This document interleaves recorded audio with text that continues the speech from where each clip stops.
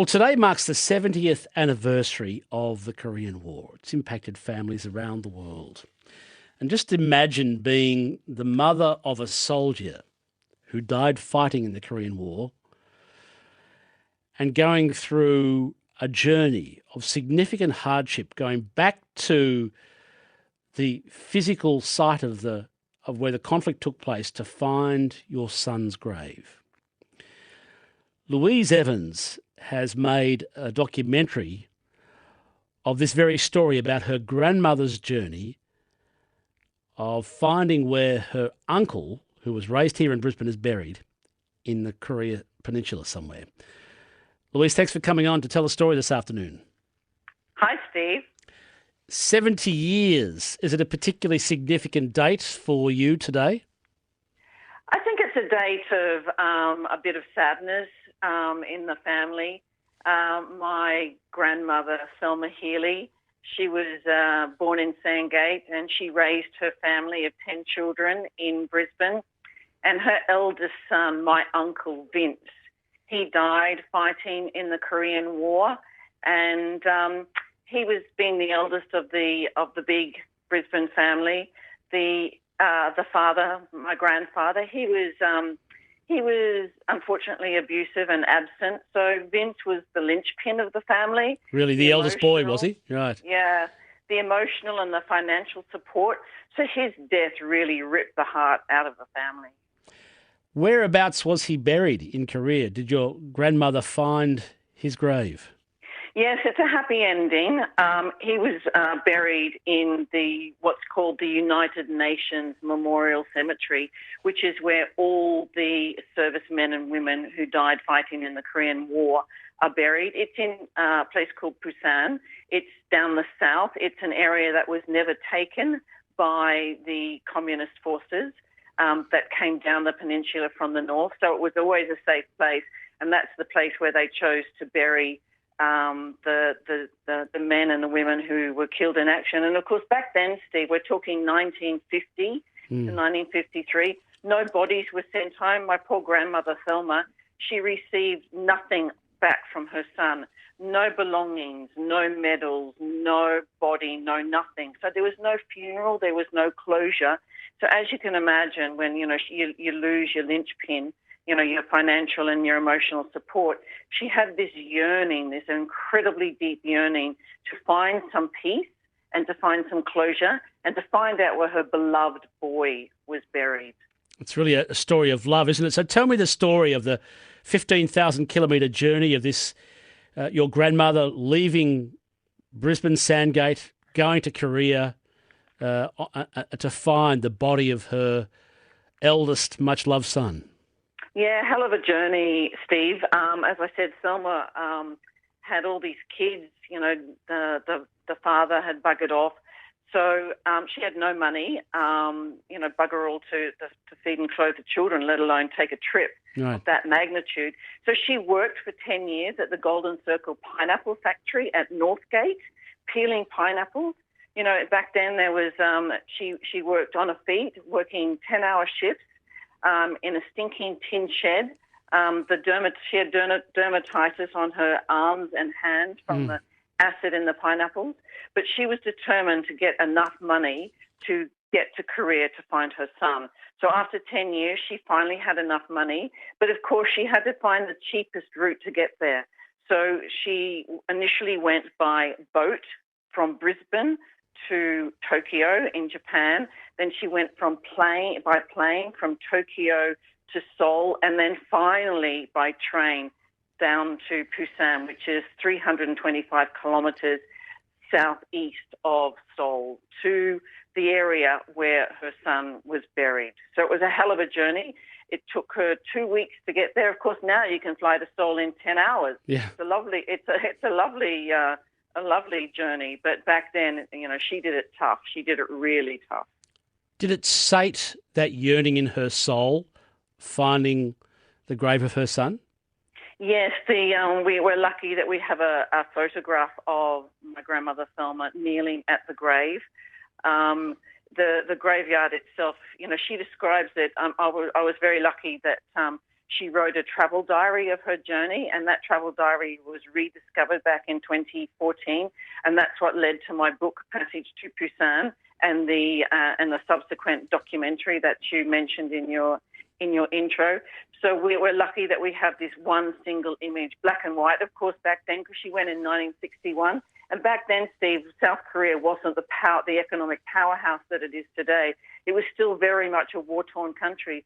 So, there was danger, there was her emotional journey, there was physical danger, but we're lucky that we have that photograph of her with her shoes off, kneeling in her grey wool suit, with a lovely old hats that they wore back then, with her hand on the cross that marked her son's grave. Very poignant. 6:12, this is ABC Radio Brisbane. Today marks the 70th anniversary of the Korean War. My guest, Louise Evans, has written Passage to Pusan and made a documentary, which has been acclaimed by many, by the way, Louise, about your grandmother's journey of finding where your Uncle Vince was buried. What was the Korean War about?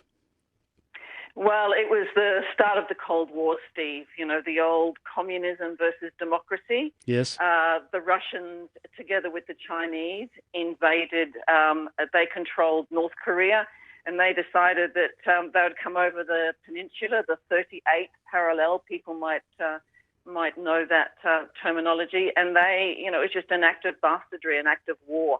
And they invaded the South, which was free and democratic, because they wanted to turn it communist.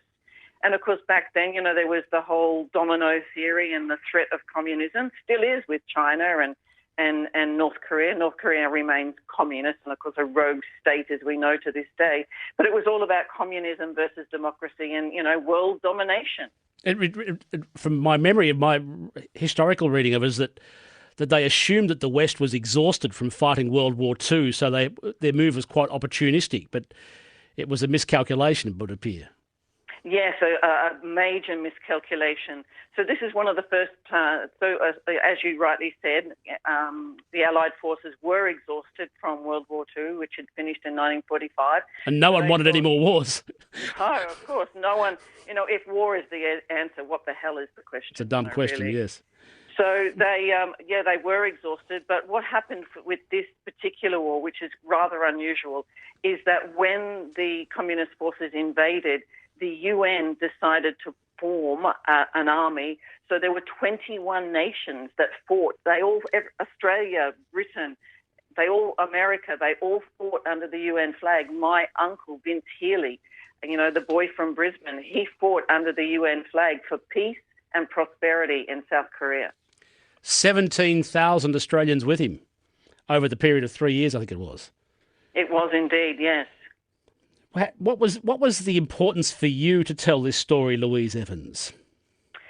It was rediscovering the diary, Steve. Growing up, I'd always heard these stories of my amazingly brave grandmother and this crazy, brave journey that she did to find Vince's Yes. grave. And I'd also grown up with these stories of this incredibly kind, incredibly generous, and incredibly strong and very handsome, I might add, Vince Healy, who was the lifeblood of the family. So I'd grown up with those stories. My grandmother died when I was 8, so I only have very slim, childish memories of her. And then in 2014, I'd just come back from working at the Sochi Olympics in Russia. And I got a phone call from my aunt, Trisha Healy, who also lives in Brisbane, to say that she'd found or rediscovered, it wasn't really lost.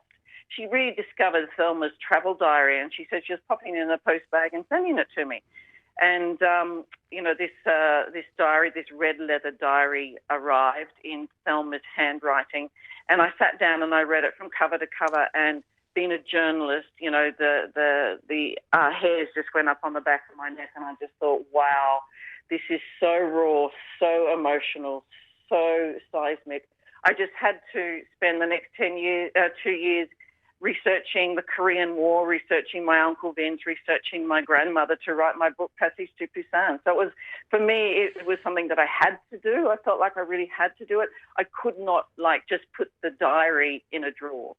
For many, particularly younger people, the Korean War is a mystery. In fact, it's not even known in many ways. So on today's date, the 70th anniversary, what do you want the listener to understand or remember about this conflict? I think a lot of young people don't know South Korea. They don't know that, the brands that are in their house are Korean brands. South Korea is one of the 13th most prosperous countries in the world. It's home to great brands like Kia and Hyundai and LG and Samsung.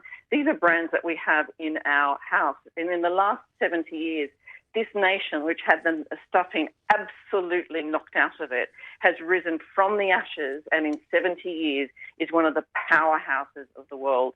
And I think the message is that no matter how down things get, and we're all suffering with COVID, you can turn things around. Just look at South Korea.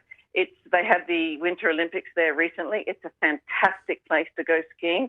So next time you're thinking of going skiing, forget about Japan. Go to South Korea. Thanks for telling the story, Louise Evans. Thanks very much, Steve.